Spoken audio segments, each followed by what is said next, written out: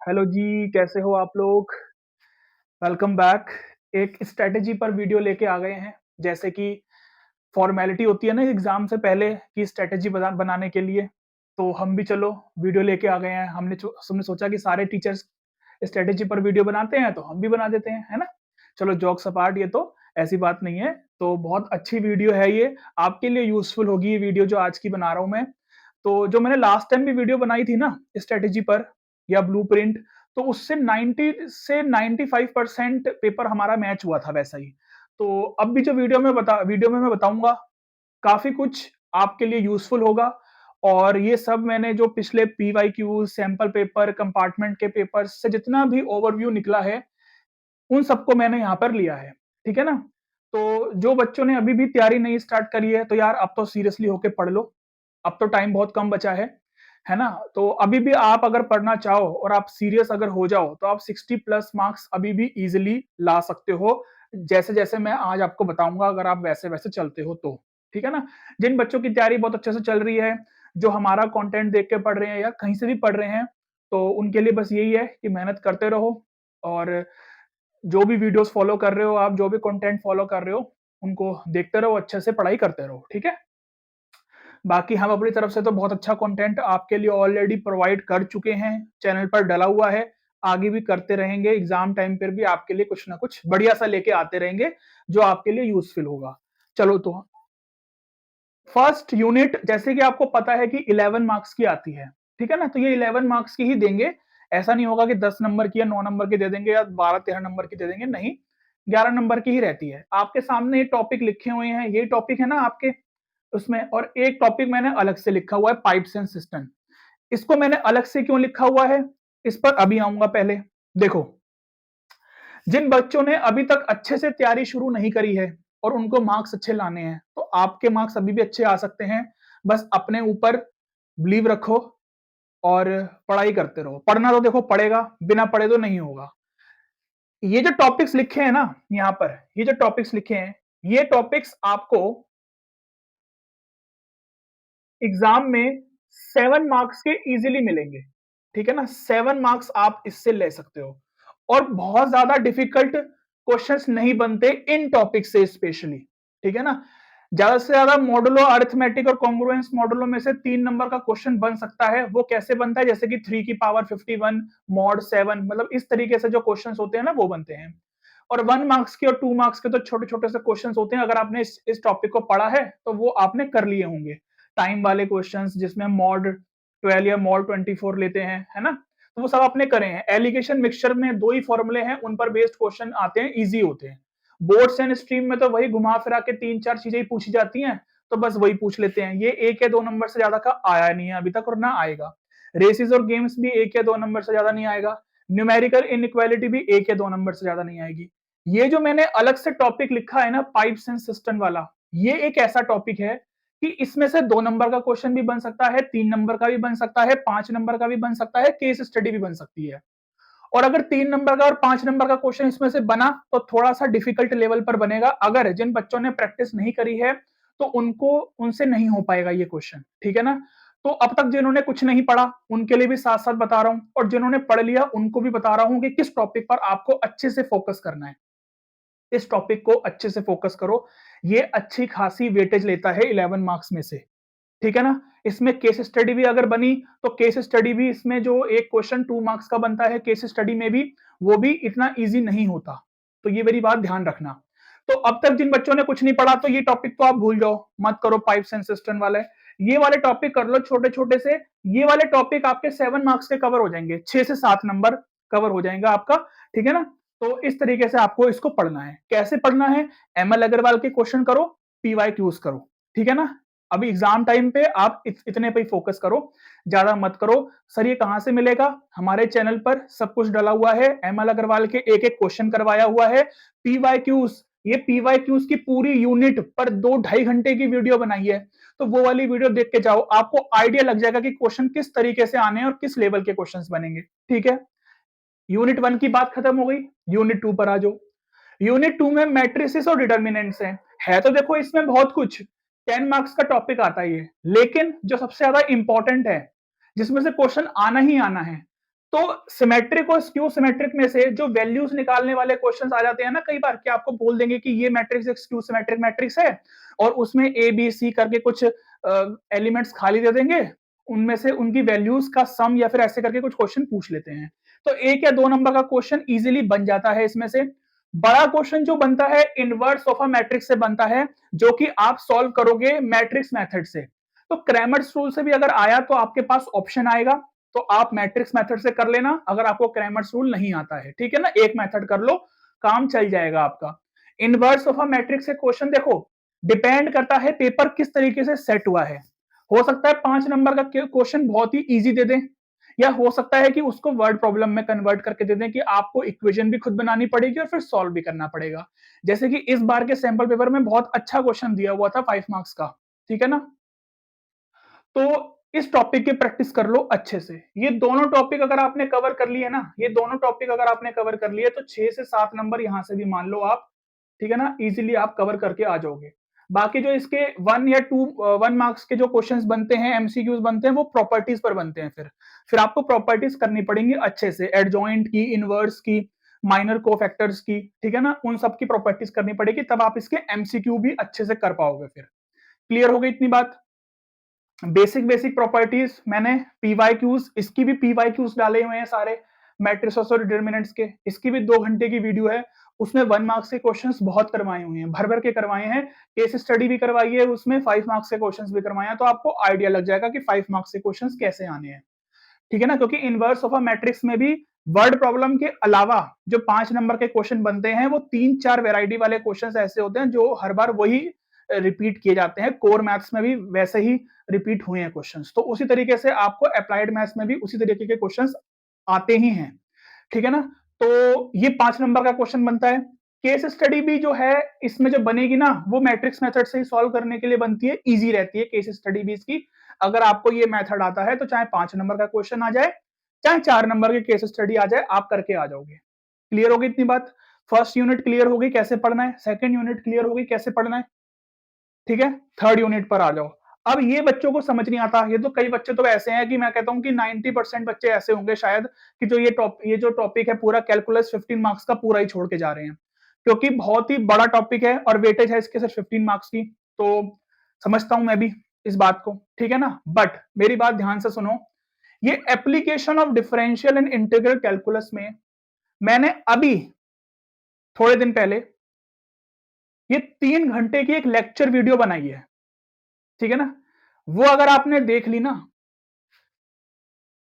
तो कसम खिलवा लो, किसकी कसम खाऊं बताओ, 6 से 7 नंबर पक्के हो जाएंगे। मैं 6 ही मान रहा हूं, चलो 6 मार्क्स आपके पक्के हो जाएंगे अगर आपने ये 3 घंटे की लेक्चर वीडियो देख ली। जाके वीडियो को देखना, कॉन्सेप्ट पढ़ाया है, 20-22 क्वेश्चंस करवाए हैं और बहुत अच्छे क्वेश्चंस करवाए हैं। वो क्वेश्चंस अगर आपने अच्छे से कर लिया, प्रैक्टिस कर ली, तो कोई सा भी क्वेश्चन आ जाए आप कर लोगे। बहुत प्यारे प्यारे क्वेश्चंस बनाए हैं इस वीडियो में, तो देख के आओ ये वाली वीडियो, 6 मार्क्स पक्के हो जाएंगे। अब जो बच्चे कैलकुलस छोड़ के जा रहे थे ना, उनको 15 में से 6 नंबर दिलवा दिए मैंने 3 घंटे के अंदर। यार 3 घंटे नहीं दे सकते बताओ, 3 घंटे में आपके 6 नंबर पक्के हो जाएंगे, और क्या चाहिए आपको बताओ। और कुछ भी करने की जरूरत नहीं है, सिर्फ उस 3 घंटे वाले क्वेश्चंस कर लो और एग्जाम से पहले 2-3 बार वो वीडियो देख जाना, बस इतना कर लो। अब वो बच्चे जो कैलकुलस कर रहे हैं, उनको और क्या बेटर करना चाहिए उनके लिए बता रहा हूं। वो तो ये वाले टॉपिक पर तो वो बच्चे भी फोकस करें अच्छे से, ठीक है ना। देखो ऑर्डर और डिग्री आपने सुना होगा, डिफरेंशियल इक्वेशन में 1 नंबर का क्वेश्चन आ ही जाता है 99%, ठीक है। और इंटीग्रेशन अगर आप करना चाहते हो तो इंटीग्रेशन में पार्शियल फ्रैक्शन या बाय पार्ट्स में भी ना, वो जो स्पेशल फॉर्मूला होता था इसका एक, उस पर क्वेश्चन मोस्टली आते हैं। जो एक स्पेशल फॉर्म होती थी ना, स्पेशल फॉर्मूला कौन सा याद दिलवाऊं, ये वाला जो फॉर्मूला होता था, याद आ गया होगा अब कुछ बच्चों को जिन्होंने पढ़ी है, ठीक है ना, ये वाला। तो इस पर क्वेश्चंस काफी पूछे जाते हैं स्पेशल फॉर्म पर। क्लियर हो गई इतनी बात। बाकी बाय पार्ट्स वैसे भी आपको अच्छे से आना चाहिए, या फिर पार्शियल फ्रैक्शन भी कर सकते हो आप, ठीक है ना। तो 3 नंबर का क्वेश्चन आ ही जाएगा। अच्छा ये बच्चों को बहुत डाउट है, मैंने बच्चों के कमेंट्स पढ़े हैं, सारे बच्चे कह रहे हैं कि सर इस बार के सैंपल पेपर में इंटीग्रेशन तो आया ही नहीं। जो इंटीग्रेशन के मतलब जो बेसिक क्वेश्चंस होते हैं, इनडेफिनिट इंटीग्रेशन, तो बेटा देखो, सैंपल पेपर से आप ये नहीं कह सकते हो कि बोर्ड का पेपर भी ऐसा ही बनेगा, कि अगर सैंपल पेपर में इंटीग्रेशन में से क्वेश्चन नहीं आया तो उसमें से भी नहीं आएगा, तो बोर्ड में भी नहीं आएगा, आपके मेन एग्जाम में भी नहीं आएगा। ऐसा तो कुछ नहीं है ना, ऐसा तो कुछ नहीं होता, ठीक है ना। सैंपल पेपर आपको सिर्फ एक तरीके से समझ लो एज अ प्रैक्टिस करने के लिए सीबीएसई देता है। आप उससे ये नहीं कह सकते कि पेपर बोर्ड में भी ऐसा ही आएगा। तो अगर ये चीज की जो गलतफहमी बच्चे पाल के बैठे हैं ना, उन्हें निकाल दो। सीबीएसई सैंपल पेपर सिर्फ एक प्रैक्टिस के लिए देता है आपको, ठीक है। ऐसा नहीं है कि सिलेबस में नहीं है, ये सिलेबस में आपके ये चीज है, तो आ सकती है। आप कह नहीं सकते ये जाके कि ये तो क्यों आ गया पेपर में, ये तो सैंपल पेपर में था ही नहीं। ऐसा नहीं होता है, ठीक है।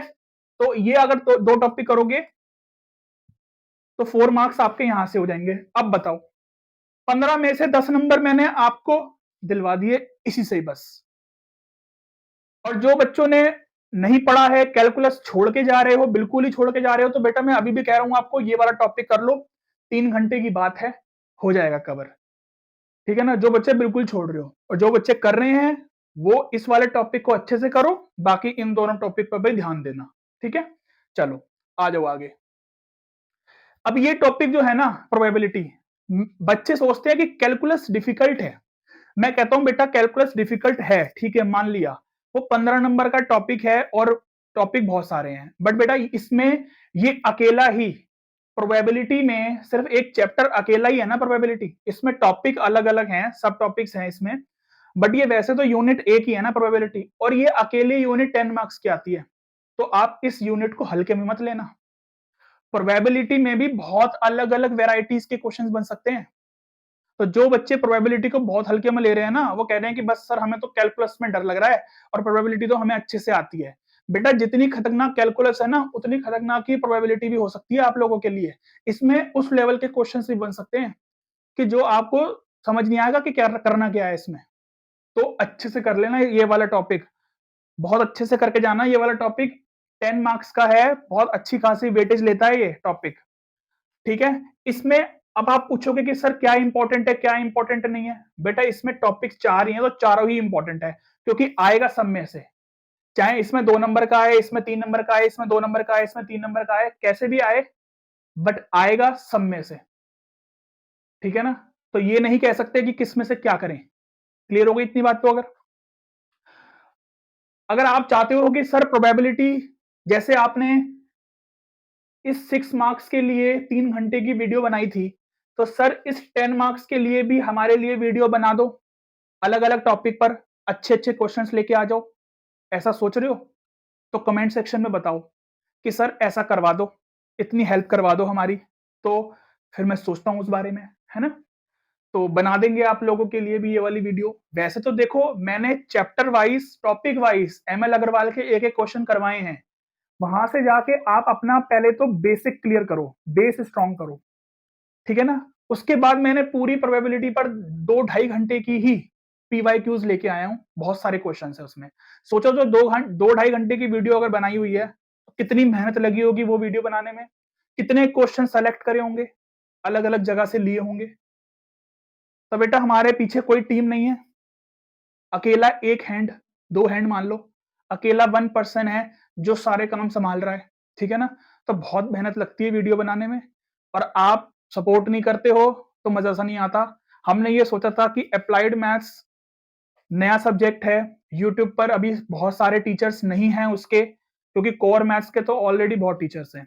तो इस वजह से हम भी अप्लाइड मैथ्स लेके आए, बट उसका रिस्पॉन्स हमें उतना अच्छा नहीं आया जितना हमने एक्सपेक्ट किया था, जितनी हमने मेहनत करी है, जितनी हमने वीडियोस बनाई है अच्छी अच्छी, ठीक है ना। मैं मानता हूं कि बच्चे कम हैं अप्लाइड मैथ्स के, अभी बहुत सारे स्कूल्स में अप्लाइड मैथ्स लगवाई ही नहीं है उन्होंने। तो वैसे तो आनी चाहिए, सारे स्कूल्स में अप्लाइड मैथ्स होनी चाहिए, अच्छा सब्जेक्ट है, कॉमर्स वाले स्टूडेंट्स के लिए बहुत अच्छा सब्जेक्ट है, ठीक है। बट क्योंकि टीचर स्टूडेंट्स भी कम हैं और उतना रिस्पॉन्स नहीं आता है वीडियोस पर, हम मेहनत इतनी करते हैं, तो कभी कभी लगता है कि यार कोर मैथ्स ही पढ़ा लेते फिर तो यूट्यूब पर, कम से कम उससे व्यूज या कुछ रिस्पॉन्स तो आता। बट अप्लाइड मैथ्स पर भी आ रहा है बच्चों का रिस्पॉन्स, बट बहुत स्लो रिस्पॉन्स है बच्चों का।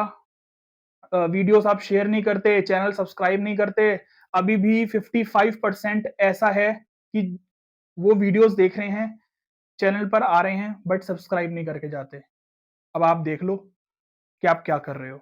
ठीक है, चलो तो यूनिट 5 पर आ जाओ, इन्फरेंशियल स्टैटिस्टिक्स। इस पर भी बहुत बच्चों को प्रॉब्लम आती है क्योंकि इसका पहले तो कंटेंट ढंग से अवेलेबल नहीं था, बट अब हो चुका है। 99% पता चल चुका है कि किस तरीके के क्वेश्चंस बनते हैं इसमें से, क्योंकि पिछले पीवाईक्यूज में देखो, सैंपल पेपर में देखो तो आइडिया लग गया है।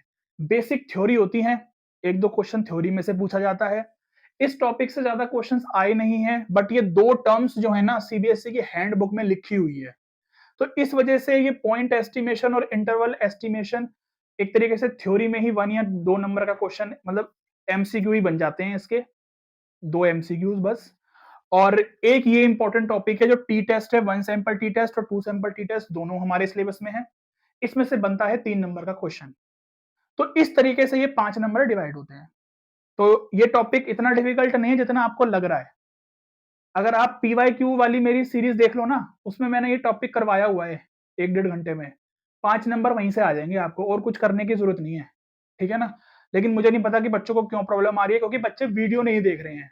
अब पता नहीं वीडियो बच्चों के पास पहुंच नहीं रही है या यूट्यूब नहीं पहुंचा रहा है, पता नहीं। बट अगर आप चैनल पर आते हो ना, तो एक बार जाके चैनल पर विजिट कर लिया करो, प्लेलिस्ट जाके देख लिया करो। ठीक है ना, सब कुछ आपके सामने तो नहीं आ जाएगा ना, थोड़ा सा आपको स्क्रॉल तो करना ही पड़ेगा ना, देखना तो पड़ेगा कि चैनल पर क्या है क्या नहीं है। और जो डाला हुआ है बहुत ही इंपॉर्टेंट डाला हुआ है, सब कुछ, कुछ भी नहीं डाला हुआ है ऐसे ही। जो पढ़ाया है, जो भी वीडियो बनाई है, बहुत मेहनत से बनाई है और बहुत अच्छा कंटेंट डाला है, जितना हो सकता है बेटर डाला है। ठीक है ना। चलो, टाइम बेस्ड डाटा, इसमें तो मैंने क्या ही बताना है आपको, इसमें तो 6 नंबर आपको पूरे लेने हैं। बेसिक थ्योरी मैंने पढ़ाई हुई है टाइम सीरीज की, उसमें 1 या 2 नंबर, अच्छा थ्योरी बेस्ड एमसीक्यूज मैंने करवाए हैं, उसकी वीडियो भी चैनल पर डली हुई है। सोचो कौन पढ़ाता है मैथ्स में थ्योरी? कोई है ऐसा टीचर जो थ्योरी पढ़ाता हो मैथ्स की? बट मैंने थ्योरी वाले एमसीक्यूज जो बन सकते हैं वो मैंने डाले हैं।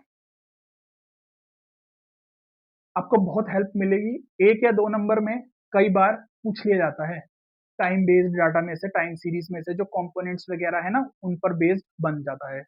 दोनों मेथड करके जाने हैं एग्जाम में। ये गलती मत करना कि सर एक मेथड कर लेते हैं, ऑप्शन आ जाएगा या 2 क्वेश्चन आ गए तो एक कर देंगे, नहीं ऐसा नहीं है। ये गलतफहमी में मत रहना, दोनों मेथड करके जाने पड़ेंगे आपको। तो मूविंग एवरेज मेथड और मेथड ऑफ लीस्ट स्क्वायर दोनों करके जाने हैं। 2-2 3-3 क्वेश्चन भी प्रैक्टिस कर लेना, इससे काम चल जाएगा। और ग्राफ भी आपको जरूर आना चाहिए इसमें, क्योंकि ग्राफ भी बनाने के लिए पूछा गया है पहले पीवाईक्यूज में, तो ग्राफ आपको आना चाहिए बनाने के लिए इसका। ये टॉपिक आ गया। ये टॉपिक तो समझ लो भैया, एक ये तो भगवान का प्रसाद है कि ये फाइनेंशियल मैथमेटिक्स वाला टॉपिक 15 नंबर का, और कहा कैलकुलस इतनी बड़ी 15 नंबर की, बताओ। तो ये 15 नंबर तो भगवान का प्रसाद ही है ना। ये छोटे छोटे से टॉपिक है, perpetuity, sinking fund, EMI, CAGR, CAGR, rate of return और डेप्रिसिएशन। बहुत छोटे छोटे से टॉपिक है। ये पूरा टॉपिक एक दिन में हो जाएगा। एक दिन में, एक दिन में बैठोगे ना, एक दिन बैठ के 3-4 घंटे लगा दोगे तो ये पूरा टॉपिक हो जाएगा। 3-4 घंटे भी मैं शायद ज्यादा बता रहा हूँ। पीवाईक्यूज भी डाले हुए हैं इसके, वहां से कर लो, आइडिया लग जाएगा। ठीक है ना। तो कैलकुलेशन पर ध्यान देना बस। इसमें इसमें गलती होगी तो कैलकुलेशन में होगी।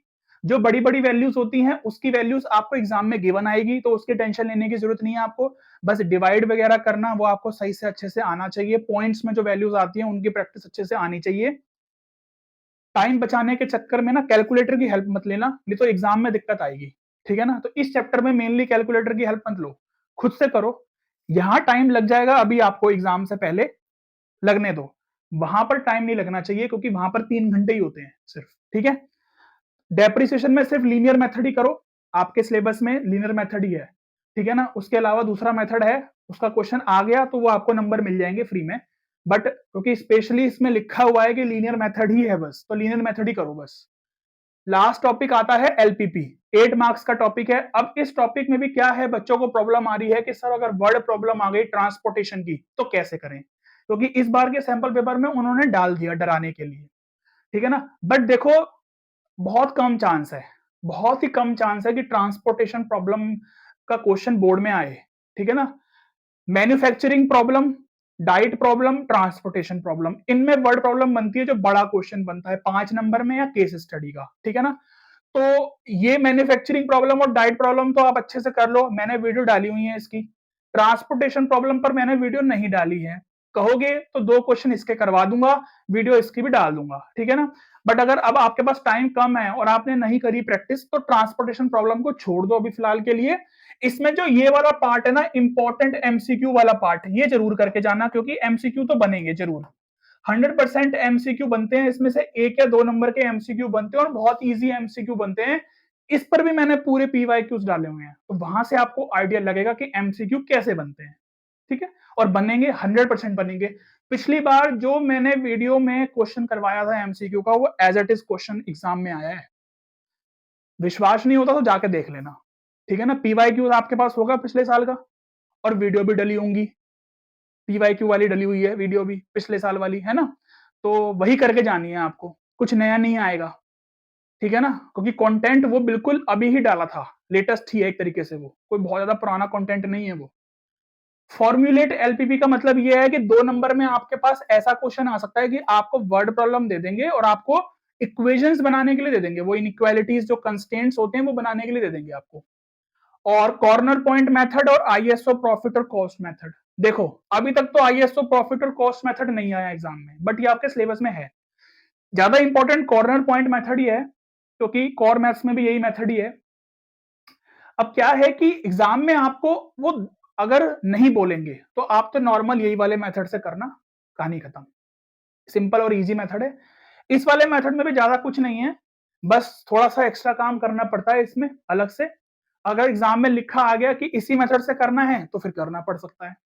तो ऐसा कुछ नहीं है कि इसमें आपको बहुत सारे क्वेश्चंस की प्रैक्टिस करनी है, अलग अलग वेराइटीज के क्वेश्चंस बन सकते हैं जैसे कि और चैप्टर्स में जो बनते हैं। बट इसमें क्या है कि अगर आपने 2-2 3-3 क्वेश्चंस की प्रैक्टिस भी कर ली ना बस इन दोनों टॉपिक्स में, तो काम चल जाएगा। आपको आइडिया लग जाएगा कि आपको करना कैसे है। बस वर्ड प्रॉब्लम्स जो होंगी मैन्युफैक्चरिंग और डाइट प्रॉब्लम की, ये आपको क्वेश्चन पढ़ के बनाने आने चाहिए, उसके बाद का क्वेश्चन फिर बहुत इजी रहता है, ठीक है ना। तो ये भी चैप्टर आपको अच्छे से करना पड़ेगा, तभी आप 60+ मार्क्स अच्छे से ला सकते हो। अभी भी जिन बच्चों ने नहीं पढ़ा या थोड़ा बहुत पढ़ा है, क्योंकि मैं ये तो नहीं कहूंगा कि नहीं पढ़ा, क्योंकि अब तक तो शायद हो सकता है कि बच्चों ने पढ़ लिया होगा, बट अगर थोड़ा भी पढ़ा है कि डर लग रहा है, तो जो मैंने बताया है वो कर लो। और जो बच्चे बहुत अच्छे से पढ़ाई कर रहे हैं, स्टार्टिंग से पढ़ रहे हैं, उनके लिए भी इंपॉर्टेंट टॉपिक बता दिया क्या क्या करना है। तो आप ये सब करो। वीडियो कैसी लगी तो कमेंट सेक्शन में बता देना। इन्फेरेंशियल स्टैटिस्टिक्स पर वीडियो चाहिए है, ठीक है ना, इसके क्वेश्चंस कुछ करवा दूं या प्रोबेबिलिटी के क्वेश्चंस करवा दूं टॉपिक वाइज अच्छे अच्छे, क्योंकि प्रोबेबिलिटीज में बहुत अच्छे क्वेश्चंस बनते हैं। या फिर इनवर्स ऑफ अ मैट्रिक्स में जो 5 नंबर का क्वेश्चन बनता है वो किस तरीके के बनते हैं, अगर वो आपको चाहिए है तो कमेंट सेक्शन में बताना पड़ेगा। मुझे लगना चाहिए कि स्टूडेंट्स एक्टिव हैं इस टाइम पर, कि स्टूडेंट्स चाह रहे हैं कि सर हमें ये भी करवा दो, ये भी करवा दो। तो बताना पड़ेगा कमेंट सेक्शन में, लाइक शेयर ठोकना पड़ेगा, ठीक है ना। चलो मिलेंगे आपसे नेक्स्ट वीडियो में बहुत जल्दी, जैसे ही आप हमें बता दोगे, और फिर मिलते हैं नेक्स्ट वीडियो में, ठीक है ना। चलो good luck, take care, bye bye.